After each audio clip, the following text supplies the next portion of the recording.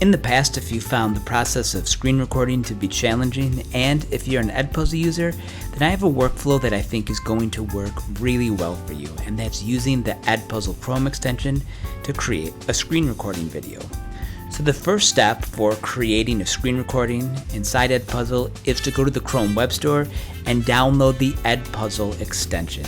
You can see it right here, but I'll also add the link in the description. Once you click on this button to install the extension, you should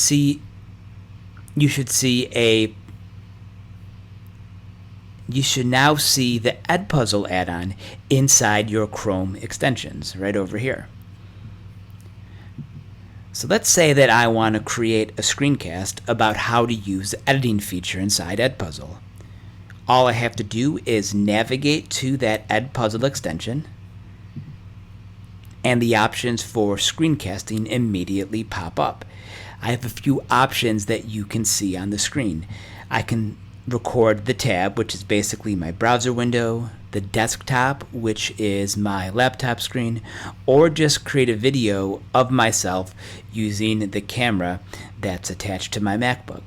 Okay, now I don't have to do this. I can turn off my camera, which I'm going to do in this situation, but if I want to do a video where I have a screen recording and a video is in the bottom corner, I can do that with Edpuzzle. But once I'm ready, I'm just going to select Start Recording, and you'll notice the controls for my screencaster down here. So I can stop the recording if I want, I can pause it, I can do several different things with the controls at the bottom. I can even move this control bar off, or maybe hide it a little bit so it's out of view if I wanted to. But once this is completely finished and I'm done with my screen recording, I'm just going to hit the stop button.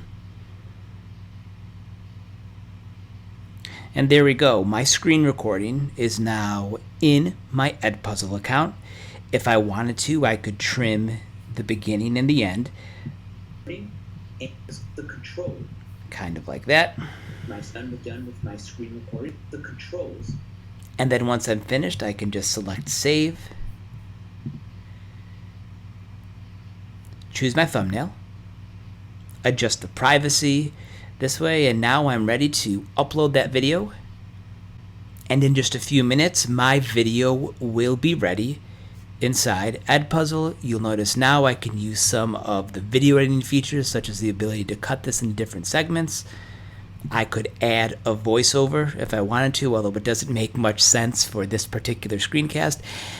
And finally, the part that I think would be beneficial would be adding those multiple choice questions, open-ended questions, or adding whatever additional features that I could add to this video to make watching this lesson a little more interactive. Once I'm done, I could just select the finish button, assign this to my class, and they're off watching. So it's a pretty easy process for screen recording. Like I said before, I know using some other screen recording options can be a little bit confusing because they involve so many different steps. This is a great option to create a quick screen recording, send it to your Edpuzzle, and add some of those interactive elements, which should hopefully save you a lot of time and add a lot of value to your individual lessons. So thanks for watching this video, and if you enjoyed it, please feel free to add a comment or subscribe. Thanks for watching.